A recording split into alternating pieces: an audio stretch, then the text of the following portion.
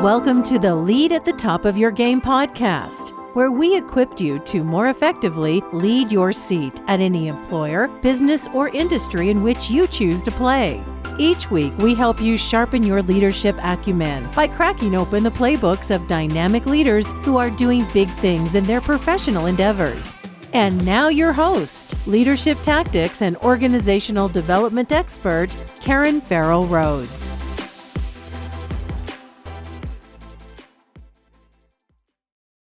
Hello, superstars. This is Karen, and welcome to another episode of the Lead at the Top of Your Game podcast. We have a wonderful guest today who is going to talk to us about a critical element that is needed for great leadership and great company success in the world of work and business, and that is trust. On today's show, our featured guest is Tracy LaLonde.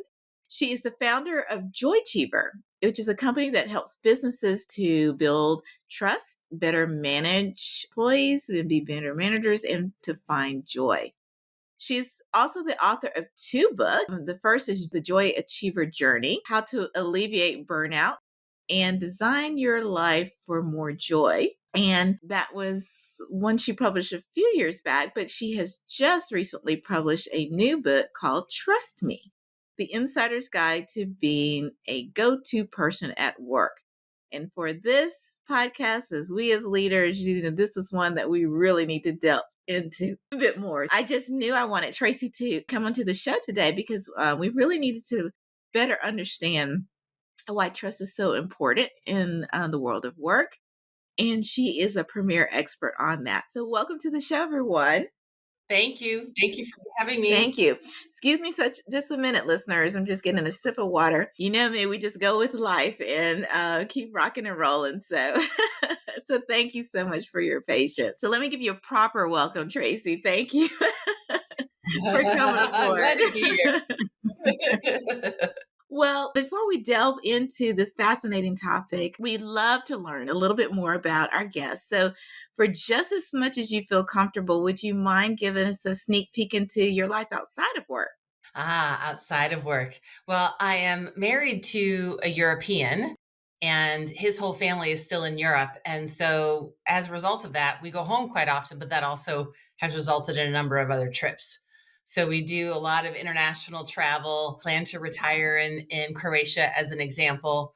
So that's a big part of our lives. But also I'm a first-time dog mom and got a new dog a year ago. So I'm on a steep learning curve with that whole experience. And how's it going thus far? Rocky or Great? Okay. He's wonderful. He's a rescue, but thankfully he hasn't been too damaged by that experience. And so he's just full of love and joy, apropos of what I do and what I talk about. And he's very popular with our friends. Oh, that's amazing. Well, congratulations on joining the ranks of pet parents everywhere. And we both have a love for travel. I do a lot of international travel myself. And so I just absolutely love going beyond the touristy areas and really understanding people and their daily lives and their cultures. So I commend you for all the international travel that you do.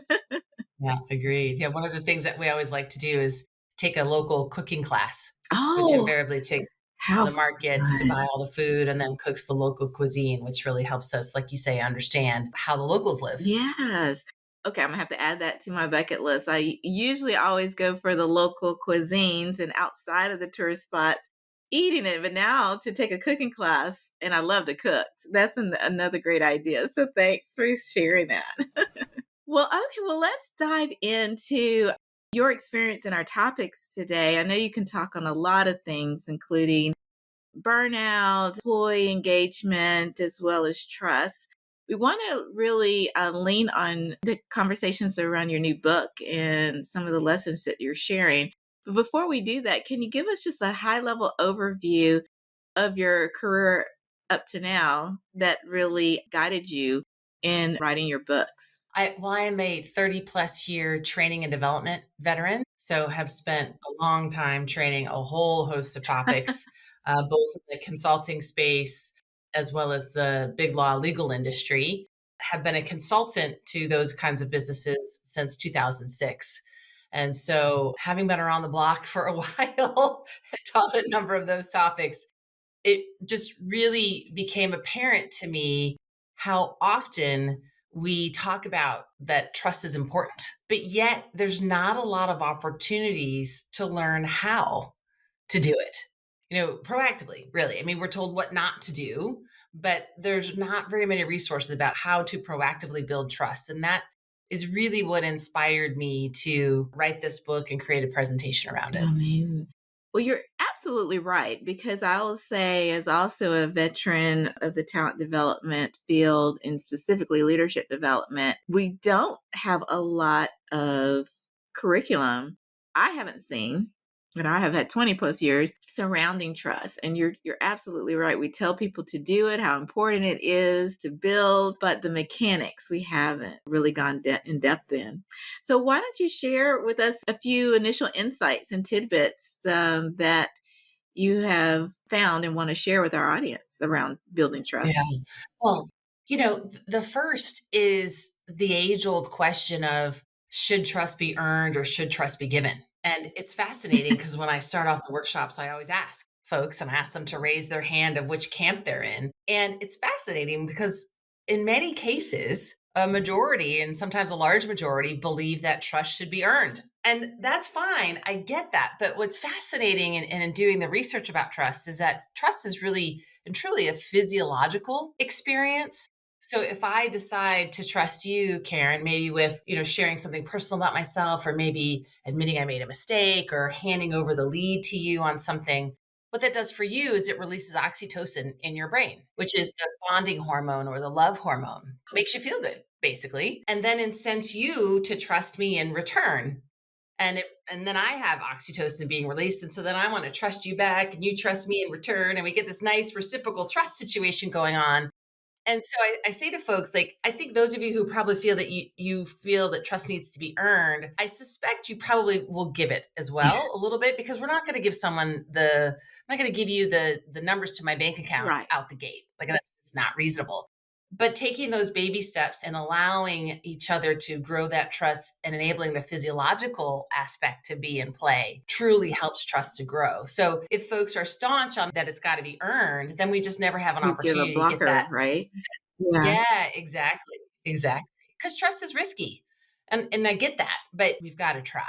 We do. But I would ask, how does one do so? Because we usually have to know a little bit more about that person. Most people don't trust total strangers off the street, like you said, to give them your bank account. So what needs to be the foundation to take that first baby step to give trust? Yeah. In an ideal world, in a perfect world, we have an opportunity to get to know Yeah. somebody. So maybe we're new colleagues or coworkers or something. And so we have some opportunity. But what I found is interesting in today's hybrid or remote world, it's made that a lot more difficult Yeah. because we'll be on Zooms together and people don't turn their cameras on. They're not using the chat function. They're not saying anything in meetings. And so if you want to be a person that actually expects trust, you have to start by trusting.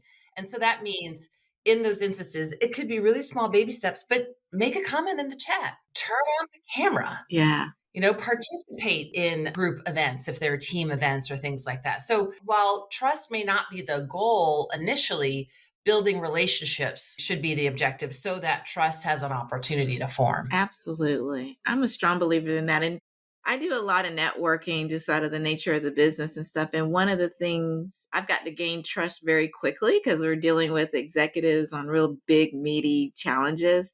And so sometimes I've found it helpful, if you don't mind me sharing, is having initial conversations at times that you can about, hey, and being intentional and saying, I'd love to collaborate with you. I know hopefully we'll be working together quite a bit, but I'd like to learn more about you, the way you work, what you like, things that you need to make decisions and things like that.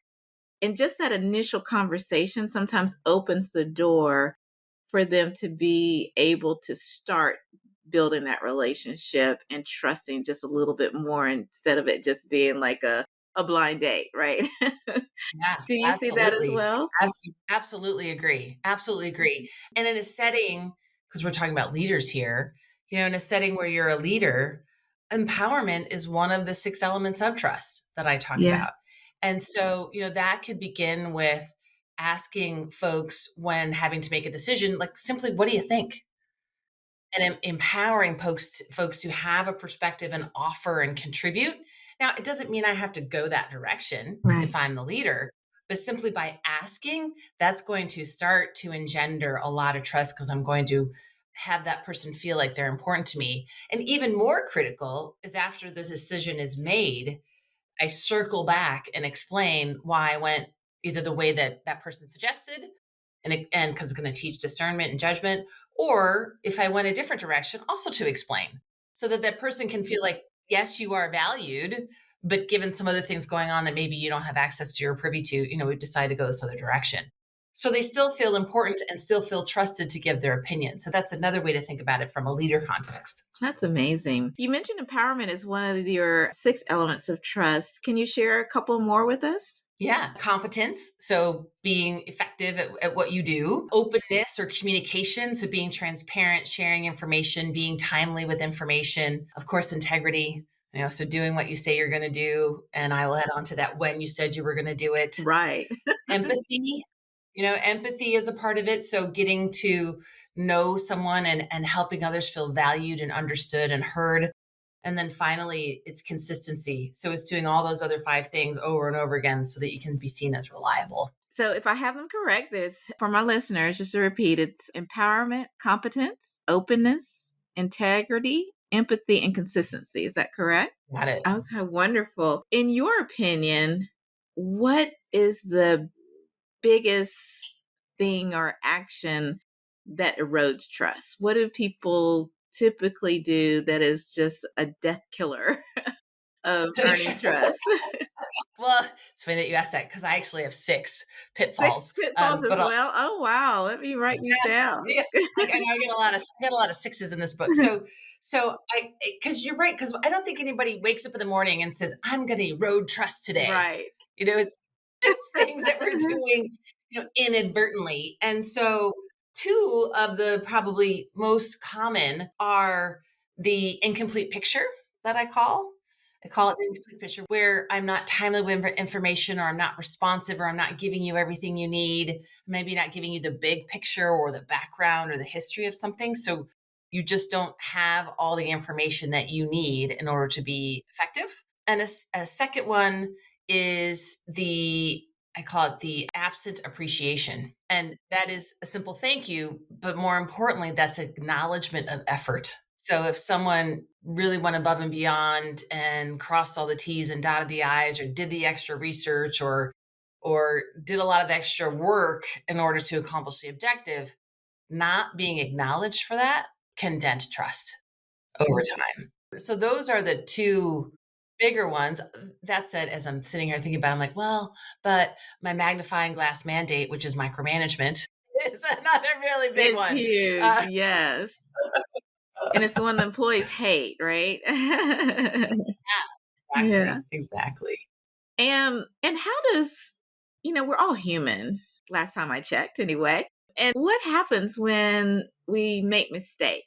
When you build trust in the individuals, it's because you, to your point, have a consistent view of their actions, their expertise, their transparency, loyalty, a lot of elements. But when people make mistakes, does it totally kill trust, or does it have it dip and you are looking for signs to earn it back? Yeah, it can. It can. And so I think the first step is to evaluate, is this mistake more of a blip, or is it a major blunder?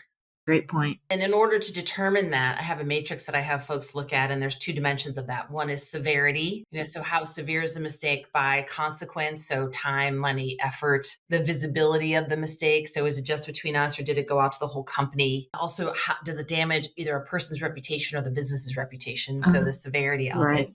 And there's another component to that, which is conduct. So if I made the mistake, how did I handle it? Right. Did I communicate it up front? Did I try to hide it? Do I care? Did I demonstrate empathy in that? Is it related to competence? So is it a mistake that I should have been able to navigate, and not have Yeah. happen? Or is it understandable because I'm new at a particular task or something like that? So I think it's really important first for someone to assess, is it a blip or is it a blunder? And then what's a little bit different and how I approach it is the person who made the mistakes. If I've made the mistake and broken your trust, I am definitely culpable. So I need to acknowledge the mistake, apologize for the mistake if needed, traditional kind of conflict resolution kinds of things, Yeah. and own the solution. I also encourage that the person whose trust has been broken, that they need to play a role in the repair. What kind of role? Because sometimes folks you might say, you know what, that's it, I can't trust Tracy. And I'm trying to not have that happen. I'm trying to not have you write me off. And so first is you have to discern what is it specifically that you can't trust. Right. So for example, if you've delegated something to me, maybe I create really great output, really great work product, but I keep missing deadlines. So my time management can't be trusted. And so discerning that difference, I think, is important. And then two, giving me that feedback. Because so often when someone's trust has been broken, they do that's Yeah. it, Hands I'm off. out, they're done. I And know. I don't get a chance to repair because I don't know that's been in some cases that obviously if I miss a deadline, I would probably know, but maybe I don't know how severe it is for you. Right. So first discern what you can't trust, then tell me about it. Then you've got to give me an opportunity to re-earn it. So with that feedback, still delegate to me, but help me or work with me to make that deadline or coach me on making that deadline because you're going to get the good work product. That's true. And fourth in that, I will also offer that as a leader to assess your culpability in this situation. So was the deadline clear? Was it feasible given the task at hand? Right. Did you give me more information that really made it difficult for me to make that deadline? And so I'm coming in the same way that trust is reciprocal with the oxytocin and things. I think repair is a two-person situation as well. Oh, absolutely. I definitely agree. Because you have two players, that are navigating this whole world, right, of trust and their belief that the other person is authentic and sincere, no matter what has gone on. And then how do you move forward, as well, to deepen trust and deepen relationships. I'm really curious. I know one of the big activities, especially at I'll say the VP and C-suite levels, when a new leader comes aboard, there's a lot of focus on onboarding with their teams and, messaging and starting to, build trust because they're broad business leaders. I'm curious if your research and observations on trust on how to build trust. Was there anything different that like executive leaders should do different than your everyday professional? Were they kind of one and the same? Yeah. I don't know if they're necessarily one and the same, but I think there are two elements that are definitely highlighted for me. And one is transparency. Yeah. So over and over and over communicating, keeping people updated on what's happening in the business, on how this impacts them, being regularly seen and heard from gets more and more critical the more senior you get up. Yes, absolutely. Secondly is interpersonal relationships, meaning Yes. being accessible to people, not just your direct reports, walking around the company, walking around the shop floor, actually showing up to the holiday parties and talking with people and being a part of that. Right. Richard Branson comes to mind as one of the people who's the best at both of those things Yes, yes. because he's just so accessible and he has a massive conglomerate, underneath him, but yet people feel like they really Know know him him. one-on-one. Mhm. Yeah. Yeah, that's amazing. What was one of the things that you learned about trust that you didn't know before that wasn't typical or that surprised you? Oh gosh. Anything? I don't know if it's so much that I didn't learn before or know before. I think it was more of oh yeah, just a Reinforcement? reminder of things. Yeah. So for example, there's a quote that I love by William Buffett.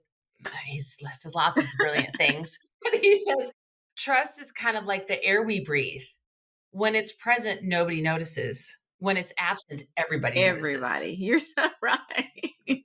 right? And so Yeah. I think that quote just really encapsulated the whole feeling of like, oh yeah. So it wasn't that I didn't know it, but it was kind of like, oh duh Yeah. moments, Yes. just reminders. And that idea of trust is actually a skill. Yeah.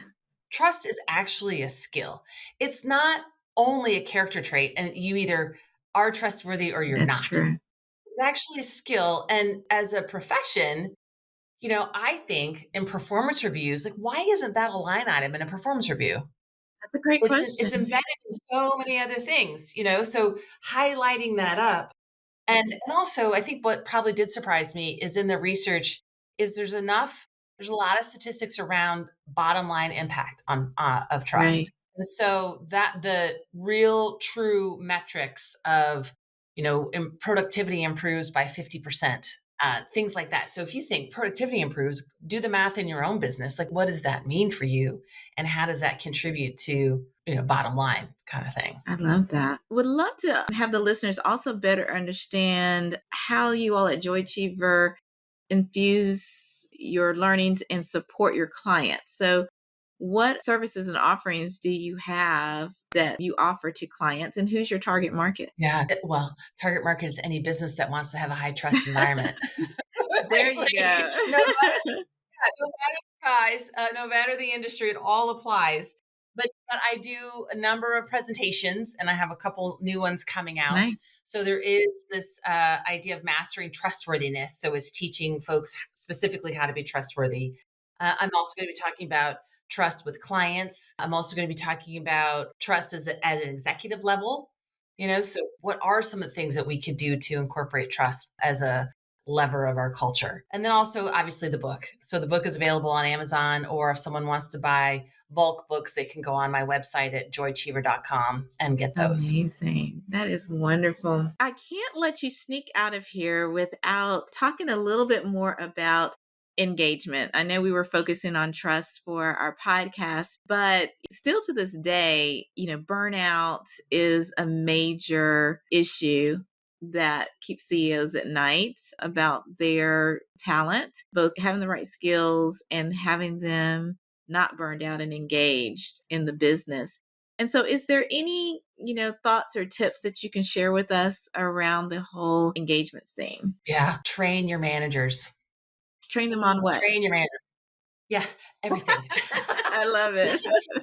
More than delegating and Yeah. feedback, because lots of times we just do delegation and feedback and we just kind of Yeah. stop there. I have an engagement model that I use, and one of the layers, the critical layers, is what I call work life. So it's the day-to-day experience that a person has. And so what goes into that are things like deadlines. Are deadlines reasonable? Are they too tight? Is there too much to do and not enough time? Stress levels go to that. Yeah. Accountability goes to that. Always on pressure. So this idea of I always have to be attached to my phone, or I'm checking messages at night and on the weekends, and I never have an opportunity to unplug. Right. Recovery, rest, and relaxation, all goes into that. And so, in my view, how someone is managed has the greatest impact on an employee's engagement I levels. agree. Full stop. Full stop. There's a reason why they say, people leave leave jobs Yeah. because of their managers a high percentage amount of the time. So I Yeah. agree. They definitely need to be trained to do better. I'll just say, sharpen those skills. Well, but also, lastly, before we let you go, one of our featured spots is that we love to ask our guests which of the buckets that we write about that came out of our research on high performing leaders, which of the buckets of skills did really resonated with you? And you were so kind to Yeah. share that courageous agility really resonated. And for my new listeners out there, courageous agility is all about having the courage and the fortitude, still take baby steps forward, even if the future is uncertain or unclear. And so, curious minds would love to know, Tracy, why did courageous agility really pop for you? Yeah. I have been a consultant since 2006 for 10 of those years as part of a very small team, and the rest of that time as a solopreneur. And my career is all up to me. Exactly. So, It's on your shoulders, so right? agility is just the undercurrent by which I thrive. And there's ups and downs that Yes, go there along are. with that. And having the courage to stick with it and think each day, okay, what can I do to advance the effort? What can I do to tweak this offering so it more meets my audience's needs? How can I improve myself? What other research can I do? How can I make the PowerPoint more fun? I mean, there's all these different ways. I love the Right. step by step kind of thing every day, holding to it. And honestly, some days it's not easy. It is, right. it's Some days are easier than it is others. It's exhausting, tiring, and frustrating. But I don't want to do anything else. I wouldn't want to be in any other work environment. For me personally, it meets a number of the values that are important to me. And so same. when I read that for you, I'm like, yep, That's you, huh? that's it for me. Yeah, completely. Oh, that is wonderful. Well, thank you for sharing your perspectives on that. Now, of course, we'll have a ton of information about you in the show notes, your bio and links where to find you and all kinds of other good resources.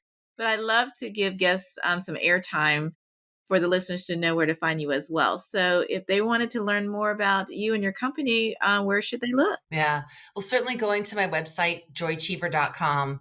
But also I'm pretty active on LinkedIn. So if folks want to either interact with me or get a feeling for how I like to view things and talk about things, I post frequently there. Oh, fantastic. Well, thank you again, Tracy, so much for the gift of your time, your insight and knowledge.